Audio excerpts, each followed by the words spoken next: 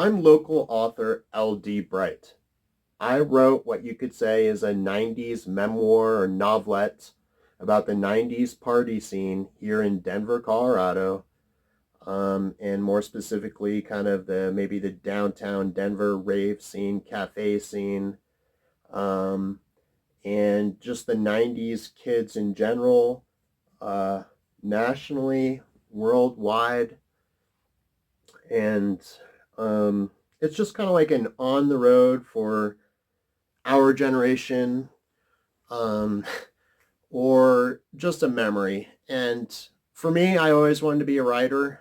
Um, that's where I thought my heroes are. Some people's heroes are to be like a businessman, or maybe there's a guy I know whose hero in life would be like the guy in Wolf of Wall Street, right? Andrew's hero was either Wolf of Wall Street or the guy Johnny Depp in Blow. He wanted to be like a gangster with the girls around, the easy money, and I did too. So this post is about Andrew Drew Keller, my childhood friend. I grew up here with Catty Corner to Cherry Hills Farm, where Max Cohen, he worked under for a while in the car dispensary scene.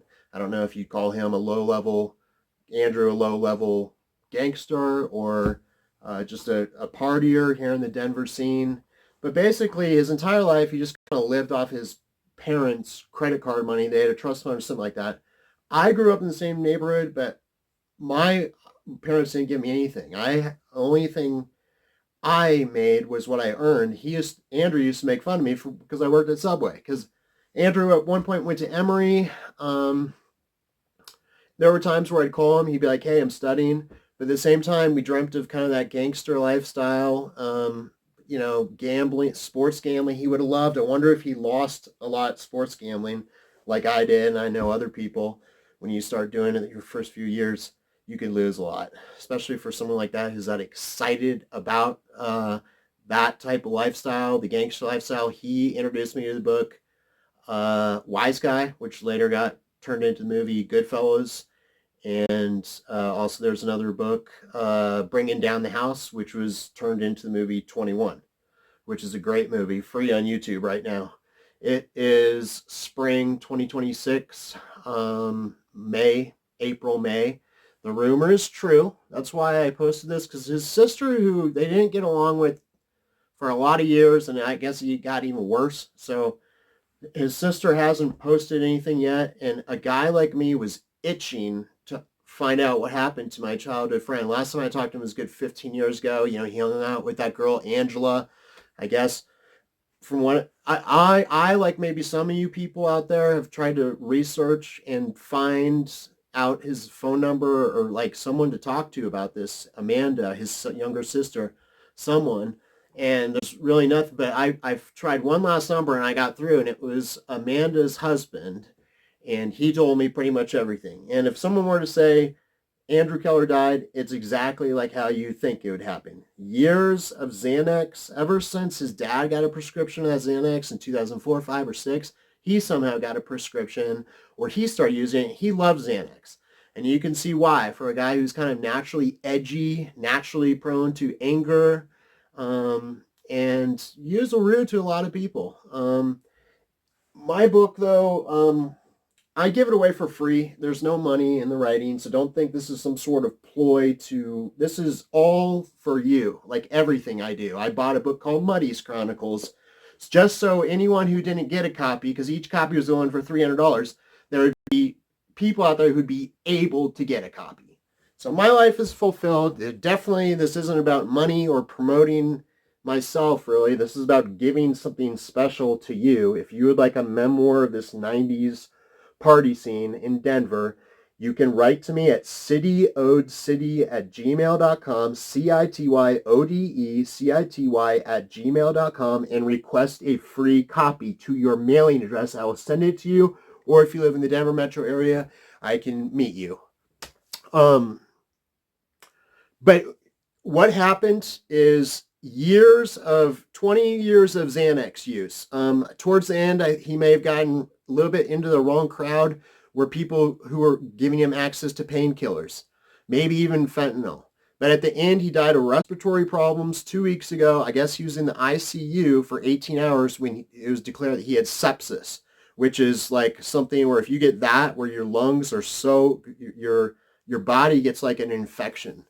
A lot of people would get sepsis from injecting stuff, uh, but because the bacteria gets into your body that way. But I'm not picturing him doing that at the end. Maybe he was. Um, but thing for guys who dreamt of the easy life, easy money, girls around, party scene forever. We were 90's kids, drugs. For to live that lifestyle for that long, it's just not easy, and it's expensive. I kept wondering, there are places on this earth that you can do that. I've been going to Thailand lately. I may even move there. I spend almost half the year in Thailand. It's like heaven on earth for me compared to here. It's the opposite.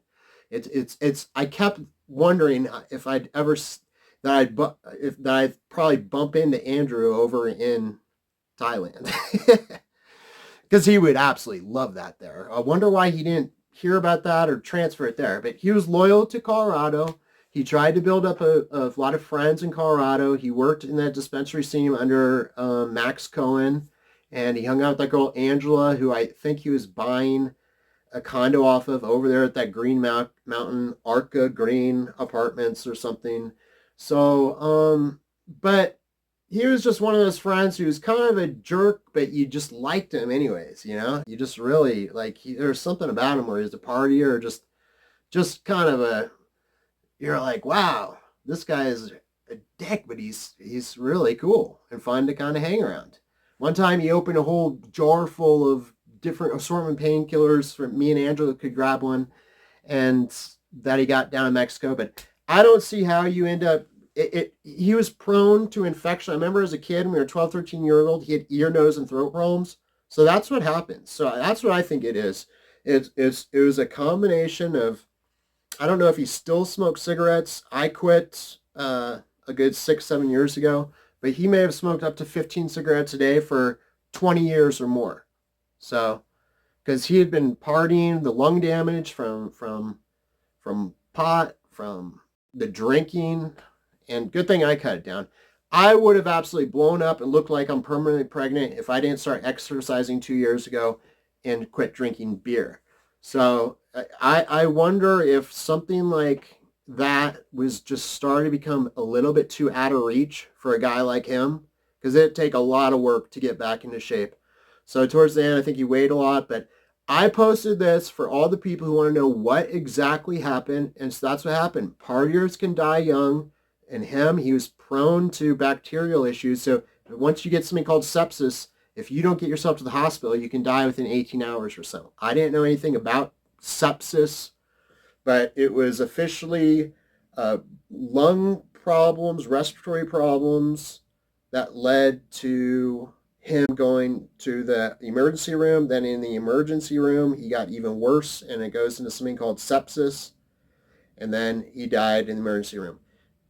Did he ever cross his mind that he was going to die? Like, I told him, hey, quit smoking. I tell my other friend who still smokes rolled cigarettes, you got to stop that. So did it ever cross his mind that he'd be killing himself? Things may not have been all that great for him towards the end, because life can get tough. Maybe he realized he was going to run out of money. Both his parents died. His dad died in 2022. His mom died a good 4 or 5 years before that. All that's left is Amanda. She has 2 young daughters and now a son too. And she's going to try and post something, I guess, on the internet, like a notice, but it'd be nice if people could chat in the chat room. Like, maybe here I'll leave the messages open, and then also you can write to me at cityodecity@gmail.com. This is a really cool book, and this book should be available too down at Mutiny Books, Comics down in Englewood. Mutiny Books, Mutiny, and then also in the Denver Public Library alongside Muddy's Chronicles. Look up this book or write to me for your own free copy. It's full of over 100 photos. So that's what happened to Andrew. 90s kids, partiers. No one did more drugs than 60s, 70s, and us 90s kids.